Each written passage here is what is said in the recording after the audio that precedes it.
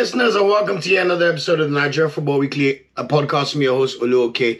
Today is episode 92, and of course, we've got a packed episode for your listening pleasure, starting with the NFF and NFF lamentations and things that the NFF do that would always give us grief for no reason.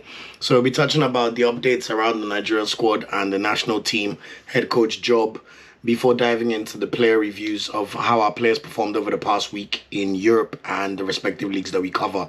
Also, we'll touch on Victor Osimhen's move. We've got some good news, at least in terms of him playing football. And then we'll round with the podcast. So, without any further ado, let's get into it. So, in NFF news, the NFF have NFF like they've never NFF before. I mean, they've NFF like this before. But basically, long story short, Bruno Labbadia is not the Nigeria coach. He had not signed the contract and he will not be taking up the job as the Nigerian national team coach.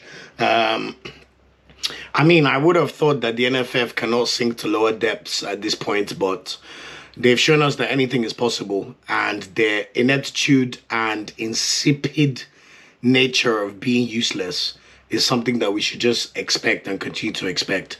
All of us are trying our best to big up the national team and talk about how important it is, the Giants of Africa, Super Eagles, but the NFF cannot even get contract signings right.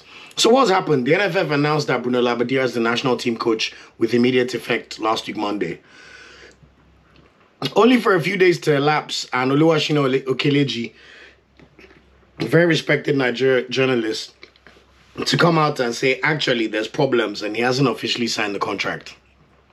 Next thing we know, the NFF bring out some stupid statement on Twitter saying there were irregularities with the German tax authorities, and they've been on the tax issue for the past 3 days, and they told him clearly that there's no way the NFF will agree to offset the non-committant tax percentage on his salary demanded by the German tax authorities.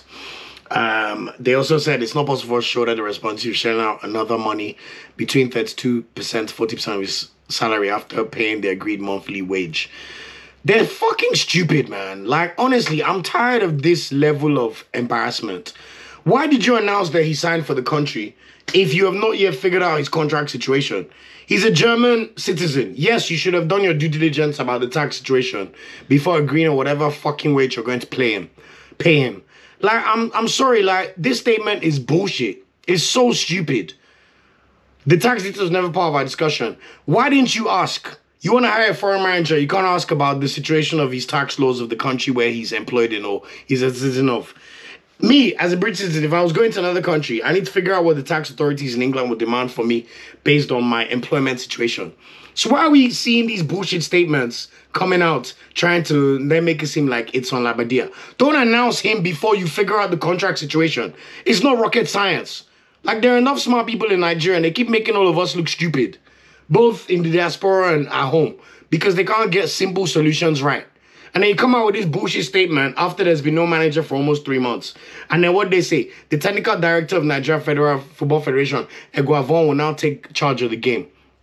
I've never seen a man that fell upwards so often like Augustine Eguavoen. Every time this guy has been the manager of Nigeria, it's always been incompetence. We didn't win the AFCON in 2006. 2010, let's not even talk about that. 2022, let's not even talk about that. That's Nigeria's worst AFCON result. Literally since God knows when, the 70s, or I don't even think we've had a result as bad as Eguaveon in such a long time. And they keep giving excuses for mediocrity. Like, it's so annoying. How the hell do you mean we should now accept Eguaveon as the coach? We've never, do you know Guardiola? That's how we should accept. Someone that can't even in any way take across his tactical ideas to the team and see how they perform. He's been technical director of Nigeria for the Nigeria Football Federation for how long? What have we seen? Where's the progress? In terms of technical directors, what have we seen from Eguaveon in terms of the national team pool, bringing players across from the underage groups onto the national team, or even being able to spot players well just in the diaspora and both in Nigeria? We haven't seen it. But yeah, look at what we get. Next thing you know, if anything goes wrong with these games, they'll blame the players, say they're not committed. Why are there not enough home-based players? But look at what you're doing. Now, they've announced today that the Remo Stars head coach and the Enugu Rangers head coach will serve as assistants. Does that sound like a country that's planning with sense? Literally, since we went to the AFCON final, everything has gone to shits. But yet, because there's no, I don't even know checks and balances. We don't even know who the idiots are running this NFF are. Between Gusau and the rest, all they do is bring out stupid statements at the wrong time. And it's just excuses for incompetence. And enough is enough. Like, what the hell is going on here? Next thing you know, though, thank God they didn't even call up Tanimu that's now signed for a League One club in England. They would have, Eguavoen would have called him up to come and play for Nigeria. I don't even know. Next thing you know, they put Bruno Labbadia. When they announced the squad, they put Bruno Labbadia's name on there. As if he was the one that picked the squad. When we know he had no say in any of the matters. So what are we doing? I just hate the incompetence. And people always make excuses for stupidity. I don't get it. I know, like, maybe if they serve you crumbs, you believe if they give you, like, a full meal one time, it's positive. But this is the Nigerian national team, man. The one thing that connects the whole country together. And you've just finished second in AFCON. Instead of looking at ways that you can make things better, we're lamenting about the fact that there's no coach. And then bringing Eguavoen again. Where is the continuity? And we're playing Benin Republic, who we already lost to in our last game. Anyway, I don't want to lament too much because you've seen it all. Shout out to Eagles Tracker. Eagles Tracker had me on last week. So go check out the episode about the Labbadia news. So anyway, whatever we see, we're going to get. I'll try to do a preview episode before the Benin game just to touch on what we could see tactically and who we can expect to play. But let's be honest, we're kind of in the dark. I mean, they've just changed the manager. We now know that it was not Labbadia that selected the team. So how can we judge? But anyway, we'll see how it goes and we'll manage whatever we get. But guys, this is what the NFF give us all the time. It's not good enough. It's not. How can the music industry be the only industry in Nigeria there's no wahala? Because it's private citizens running the thing. Anyway, we move on. So that's what we've seen right now. Eguavoen will be the manager for these next 2 games in September. We'll see if they figure out agreements in October. And if they figure out an agreement in October with the foreign coach, please do your due diligence about this situation with the tax laws of his country. Whoever the hell it is. Don't come with some bullshit statement telling us stuff that you should have already sorted out, trying to save face. You look incompetent. We know you're incompetent, but at least try and save face. Try and make it seem like you're thinking sometimes.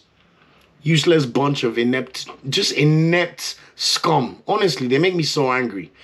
Anyway, moving on from that, diving into player review, starting with the Premier League as usual. Alex Iwobi continues to start and Bassey continues to start games. They drew 1-1 against Ipswich. Ipswich got a really good goal, you know, to be fair. Rory Delap's son, Liam Delap. If you remember, Rory Delap used to take the throw-ins for Stoke City. That's his son. So Liam Delap scored. Fulham managed to get an equalizer. Pretty decent game, to be fair. Iwobi also helped in terms of the move with Fulham equalizing. So shout out to both of them, and hopefully they can take that form into the Super Eagles. After the international break, they'll play West Ham. So today I'm just going to touch performances because I'll be doing a preview of all the games they'll play after the international break. Wilfred Ndidi started for Leicester and actually got an assist in a 2-1 loss to Aston Villa. Ndidi continues to play in the box-to-box role, which is positive, but it's not looking good for Leicester so far. They keep losing games. I mean, they drew against Tottenham, so they have a point on the board, but they look like they have a fight on their hands to remain in the Premier League this season. So at the moment, they're in 15th. On a more positive note, Nottingham Forest currently 9th in the league. Aina played 90 minutes. Awoni came off the bench to play 1 minute, but to be fair, Chris Wood continues to bang in the goals, so he has to remain patient. Emmanuel Dennis still not in the squad, so watch out for him in terms of transfers. I'm hoping Aina could carry his form into the Super Eagles, one of the most reliable formers for the national team. And make no mistake about it, we need him, especially with Sanusi being out. I don't know what formation they're going to play, if they're going to play 3 at the back, but we know that Aina's versatility is one of his best attributes. So he may play left back, he may play right back, he may play left wing back, he may play right wing back. So the jury remains out and we'll see what happens. Aribo, Southampton, he continues to start games in the Premier League. Yes, they're not winning at all. They've lost all their 3 games, but he's putting together a bit of a decent season so far. At least he's starting games. They lost 3-1 to Brentford away on Saturday. Polonarcho was not in the squad, so look out for him in terms of transfers. I don't know why Aribo was not called up to the national team, if I'm being honest. I've already lamented last week about his exclusion, so hopefully they'll correct that. And he just needs to continue performing well for Southampton, so hopefully he could do that despite their struggling performances. Other results involving no Nigerian internationals. Arsenal drew 1-1 against Brighton in the early kickoff on Saturday. I was at the Emirates to watch that game, and boy, oh boy, I was so annoyed at the red card. Most of the times I've been to the Emirates, Arsenal always wins. So when it's 1-1 draw, it feels a bit like a loss. But, you know, we lick our wounds and we go again. Everyone knows the bullshit that the ref did there, so I'm not going to expand on that too much. Apart from that, we also saw Everton lose spectacularly to Bournemouth 3-2. Everton were 2-0 up at the 7th minute and somehow lost 3-2. So that just tells you everything you need to know about Everton right now in terms of the Premier League and the way they perform as a club. But hopefully they've got better days ahead. West Ham lost 2-1 to Man City. I mean, Erling Haaland masterclass. What else could we say? What a fantastic hat-trick. What a bagsman, man. Obviously, we wished Osimhen could come to the league to go machine for machine. But Haaland is just in a league of his own right now. And honestly, it's so sad because when it was 2-1, Kudus had a fantastic run and almost made it 2-2, but he smashed the post. By the way, Ghana, shout out to Kudus, man. This guy is the truth, man. He's so good. And I'm sure big clubs going to be circling. West Ham are probably rubbing their fingers because they're going to ask for £100 million. But we'll figure that one out anyway later. On Sunday, we saw Chelsea draw 1-1 against Crystal Palace. Nicholas Jackson scored. He won't go and at Mikel Obi again. Because wait, was it Jackson that scored? Yeah, Jackson scored. I'm pretty sure Jackson scored. And then Ebereze scored the equalizer. Shout out to Ebereze. Still a great player. The one player, I don't even care. All the people that decide to play for Nigeria, I don't even mind any of them. But you see Eze, oh my God. Every time I watch him, I'm like, ooh la la, you could have been the one. But anyway, we move on. Newcastle beat Tottenham 2-1 as well. Very good result for Newcastle. Tottenham a bit unlucky in this one because, to be fair, they did play well, but you know how it goes. And then in the tie of the round, Manchester United lost 3-0 to Liverpool at Old Trafford. Man United are just fucking dog shit. I'm sorry, excuse my swear words, but Liverpool, fantastic performance. Anslot looks fantastic. Salah looks like he's reinvigorated and he's going to put the season of his life together. I want to see if Salah could go machine with Haaland. Yes, Salah's in his assist bag. We know he got 2 assists yesterday to go with his goal, and he's just playing unbelievable football. So shout out to Liverpool. It looks like Liverpool are definitely gonna be in the title race, even though it's too early. It's too early to say at the moment. So at the moment, City and Liverpool remain the two sides with 9 points from 9 so far. Brighton, Arsenal, and Newcastle have 7 points, and then the rest of the league, we'll see how it goes. But at the moment, Southampton and Everton are the two sides without any points so far. Quickly in the Championship, West Brom are second at the moment, so they're looking good for promotion, even though it's too early to say. Semi Ajayi and Josh Maja both started the game for West Brom, and Josh Maja got the assist in a 1-0 win over Swansea. So shout out to Maja. Dele-Bashiru played 90 minutes for Watford. They lost 1-0 to Derby, first loss of the season, but they're in third place, so they're still looking good, and they'll definitely challenge for promotion. In terms of the strugglers, Luton Town, Elijah Adebayo played 90 minutes and Luton's 2-1 lost to QPR on Friday. Wilfred Oyedema was not in the squad. It's not looking good for Luton. They need to fix up before it goes to shits, to be honest. And Mohamed Tijani was finally back from injury for Plymouth. Remember, that's when Rooney's side that he manages. They lost 1-0 to Stoke. It's not looking good. They're in the relegation zone. So it looks like Rooney needs to really turn things around in the next few weeks. If not, he'll be sacked. In Serie A, of course, the main news that we want to speak about, Victor Osimhen. I predicted he'll have a new club this week, and it looks like he will have a move as at tonight. Today is Monday, September 2nd, and all indications look like Victor Osimhen is on his way to Galatasaray for a 1-year loan deal. No buy option or obligation to buy. The good news is there's been a break clause inserted into the contract where his release clause will now be 75 million euros going forward. And also, any team could trigger it in January if they want, but Galatasaray will be due a fee. I've heard they're just waiting for him to fly to Galatasaray tonight. So let's see where that one ends. Honestly, I'm tired of talking about this saga. We just wanted to watch him play football.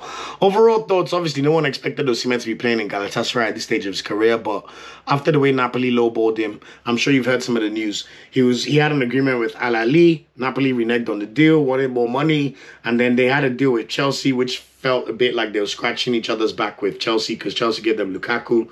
But Chelsea, for some reason, were trying to lowball him and make him their 5th highest paid player. I'm the African Footballer of the Year. I was 8th in the Ballon d'Or. I'm a superstar striker. Pay me like a superstar. So for the Chelsea fans lamenting, well, your club tried to lowball our star player. I know you love your club more than the national team. Fair enough for you guys. I'm not one of those people. If Arsenal did this bullshit, I'm going to call it out as well. But anyway, it looks like he'll be keeping his wages where he moves to Galatasaray, which is the positive we wanted to see. So look out for that. And of course, we wish Osimhen all the best. And hopefully he could get a move to a much better team in January. Adebayo Lookman, on the other hand, was also on the bench in Atlanta's 4-0 loss against Inter on Friday. Man, Inter looks so good, man. They're definitely going to go back-to-back Serie champions unless someone else wakes up at the moment. But I think Lookman not being played is a consequence of him trying to agitate for a move to PSG. I'm sure he'll be integrated after the international break, so look out for that one. Okoye, my superstar. Udinese are 4th in Serie. They're currently unbeaten and they're doing really, really well. He started their last game against Como, which they won 1-0 on Sunday. He made 4 saves and kept a clean sheet. So 2 clean sheets out of 3. Maduka, my boy, you will never be denied, you superstar. So let's see how it goes for Maduka when he comes to play for Nigeria. On a positive note, Chukwueze started for AC Milan in a 2-2 draw against Lazio on Sunday. He didn't get any goal and assist, which is why I'm still looking for him to get. But at least it's good to see him starting games, and hopefully that good moment he's looking for is going to come very, very soon. Fisari Dele-Bashiru, on the other hand, only played 9 minutes in that game against AC Milan. To be fair to Lazio, they look really good with Bouladia, the Senegalese striker, and Titi Castellanos, the striker. I think he's Argentinian. He's playing MLS, but he's been looking really good for Lazio. So Dele-Bashiru had to come off the bench in this one, which is no shame. In the Bundesliga, Victor Boniface played 77 minutes, and then Tella came off the bench to play 13 minutes, as Leverkusen's unbeaten record finally ended. Football's so funny, man. Leverkusen go the whole of last season, home and away, they don't lose any game. Their first home game of the new season, they lose 3-2 to Leipzig. To be fair, they were 2-0 up. I was watching this game. Frimpong scored. They were looking really good.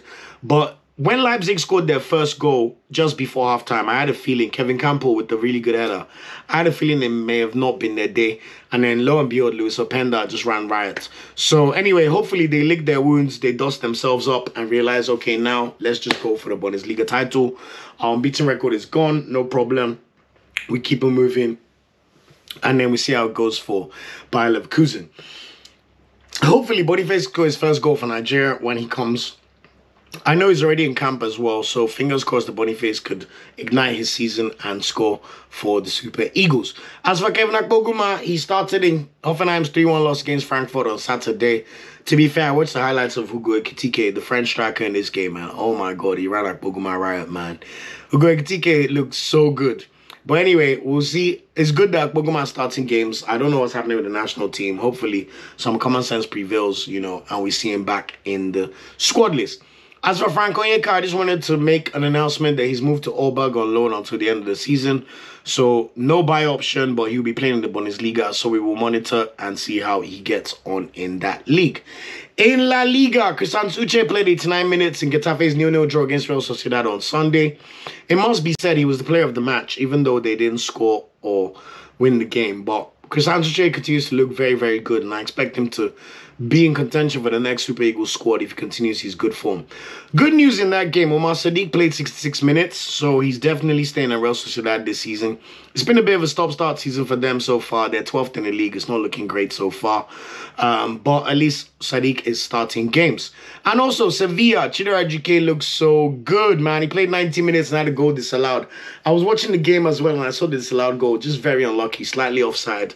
Ejike has to be in the next national team squad. But this is why I tell you, I don't know what Eguaveon does as technical director, because he called up Iheanacho, who was benched in this game and has done fuck all season for Sevilla.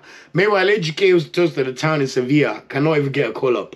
So explain to me how Ejike is the one that missed the international break, but they're calling Iheanacho as per senior man. But anyway, technical director will continue to observe. Anyway, in League One, and probably what's made me happiest this week, Gift Orban came off the bench and scored a brace for Lyon in their 4-3 win over Strasbourg on Friday. 2 brilliant finishes. The first one was some acrobatic finish with his right leg, initially called offside, but VAR saved the day. And then his second goal, the winner at 3-3. What a header. Just guided it into the bottom left post.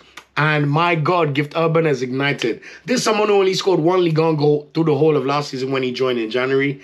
And already he's already surpassed that record by scoring 2 goals in their last game for Lyon. So hopefully Lyon will continue to trust him more, because they've been struggling before that game. And that confidence break is unbelievable for him. So we can see the Orban, who we saw at Ghent, return for Lyon after the international break. And obviously he's done his chance of breaking the international team he's done great chances for his ability to get to the national team. So let's see what happens.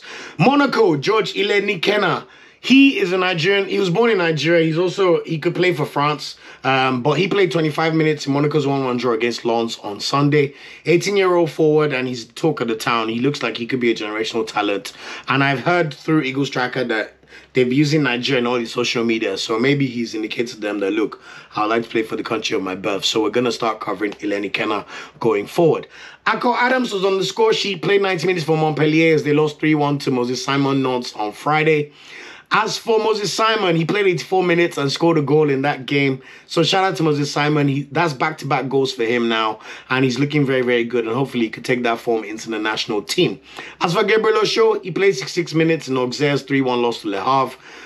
It's going to be a tough one for Auxerre, but they're 13th because they won their last game. But I expect them to be in relegation battle for most of the season. So look out for that one.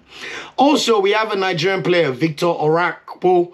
He played 2 minutes for Nice in their 4-1 win over Angers on Sunday. 18-year-old, he signed with Nice in January and is under contract till 2028. Let's see how he continues to perform and if he gets some more significant minutes for Nice. Remember, Teremofio also plays for Nice, but is out with an ACL for the rest of the season. So that's it in terms of the top 5 leagues in. So just to round up the podcast, starting with all the other leagues not named the top 5 leagues, starting with the Premier League as usual. Remember, Zedu Sanusi continues to nurse an injury for Porto, so we expect him to be back in October. Bruno Yemeche was in action for Boavista. He played 36 minutes in a 0-0 draw to Estoril on Saturday. So I expect him to be on the bench for the Super Eagles anyway. But anyway, we'll see how he continues to perform and if he could break back into the starting lineup.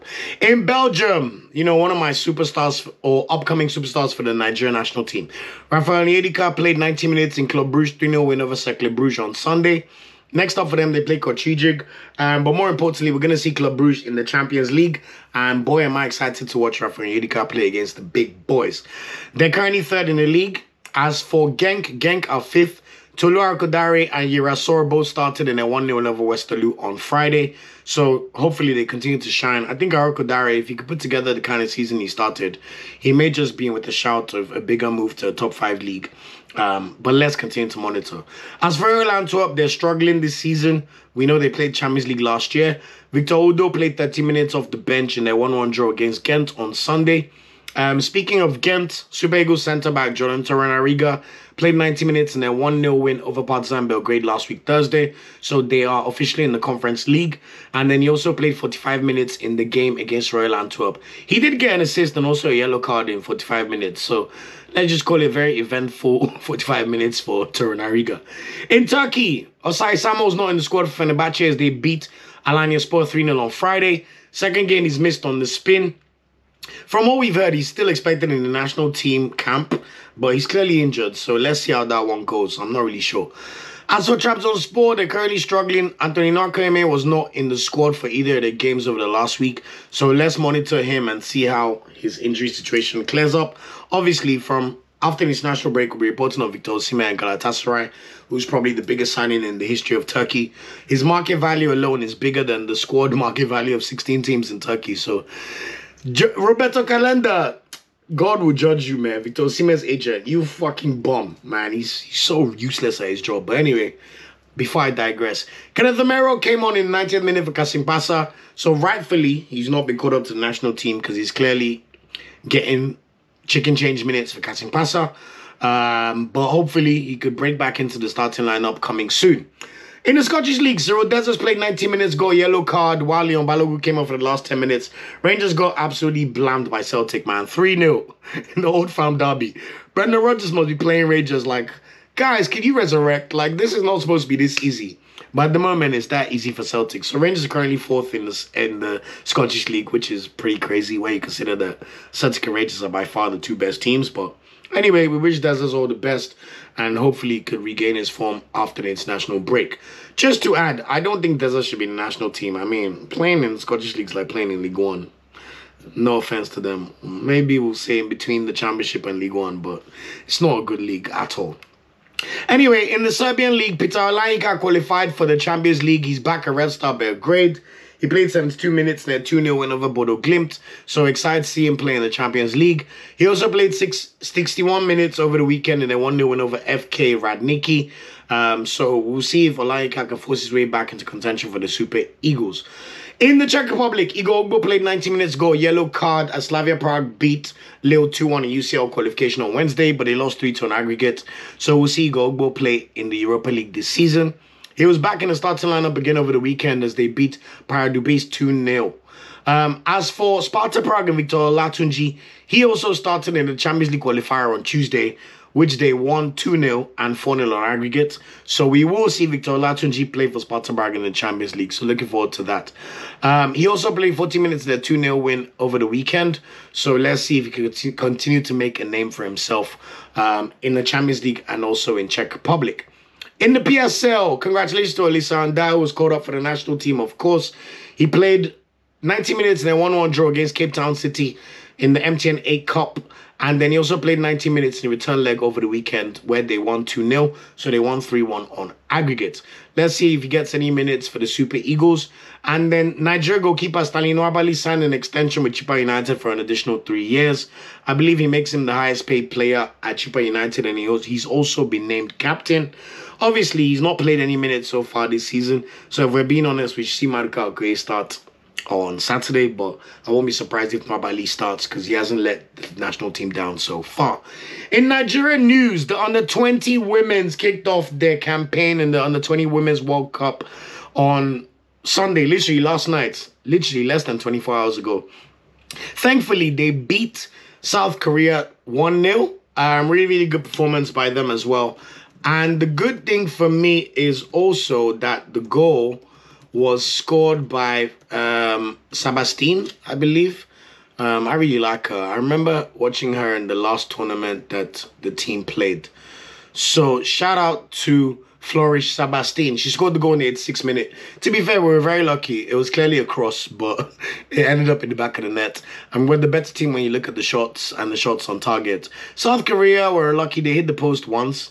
But I think Nigeria a bit too much. One thing I want to call out is there was a chance to make it 2-0 in stoppage time, and the Nigeria player Clay could have just squared the ball for her counterpart, but she wanted the glory for herself. So hopefully there'll be less selfishness because our next game is against Germany. Germany won their first game 5-2 against Venezuela, so they're clearly the favorites in this group. So hopefully, if we're going to get any results in that game, we'll need our players to at least perform slightly better. Or at least be a bit smarter in terms of the chances. When you have 14 shots on goal and you only get 2 on target, that's not necessarily a very good omen. So hopefully we could see better, more clinical, a better conversion rate from the women in the game against Venezuela. So please support the Under-20 team. They play that game on Wednesday night, 11 p.m. UK and Nigeria time. So that's it in terms of the Under-20s. Also, Starboy of the Week, as usual, starting with the bronze medal. I have to give it to my boy Akor Adams for getting on the score sheet for Montpellier against Nantes. It's good to see him back playing football and doing what he loves best. I believe that's his second goal of the season so far. So after the big drought he had between January and the end of the season, it's good to see Akor Adams shining again.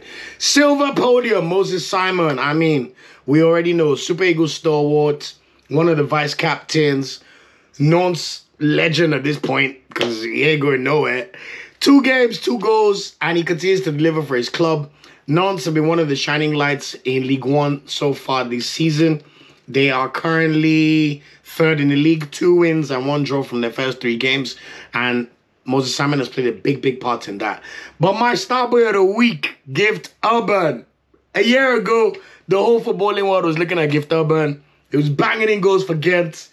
Literally scoring hat tricks everywhere. And then he moved to Lyon and everyone's like, oh, how's he going to do in Lyon? And then he just fell out of favor. His confidence got lost. He wasn't performing well at all. But to see him arise from the depths of failure, we even thought he could go on loan. That's how much of a struggle it was. But then on Friday, when the transfer window was about to shut, Gift Orban played for Lyon, came off the bench and scored a brace to take them from 3-2 to win the game 4-3. My boy Gift Orban, this is the Gift Orban we knew and we expected. And long may you continue flourishing. And for this week, you are my Starboy of the Week. Keep prospering, my boy. And long may your success continue. It was so bad. I saw Gift Orban being linked to championship clubs like Sunderland. No offense, but what the fuck should Gift Orban be doing at Sunderland?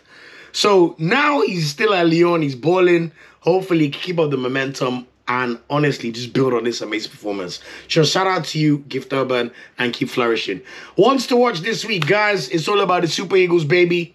On Saturday, 5 p.m. Nigeria time, Nigeria played Benin Republic in Uyo.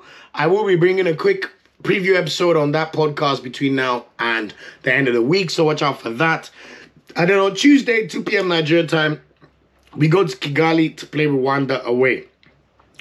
For any of you that are narrating Rwanda, go and check our World Cup qualifying group. Rwanda are currently top.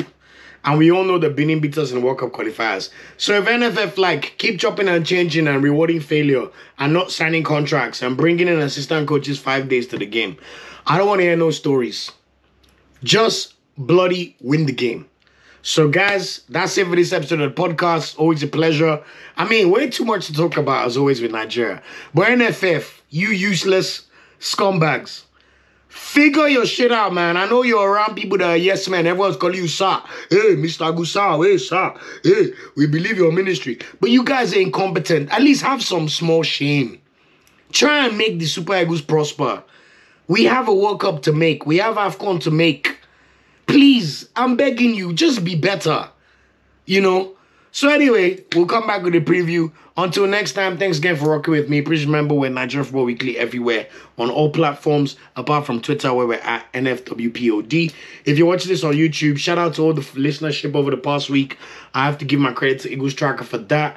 If you're listening, please continue to like, share, and subscribe. And we're coming in with the content, man. So always open suggestions as well, so let me know. And until next time, take care. And hopefully Super Eagles no go shame us this next week coming. Peace out and take care. Thanks for watching this video. Please like, share, subscribe, and click the bell to get a notification whenever we drop a video. You can also find our social media channels listed below. And of course, up Super Eagles and Nigeria no dey ever carry last.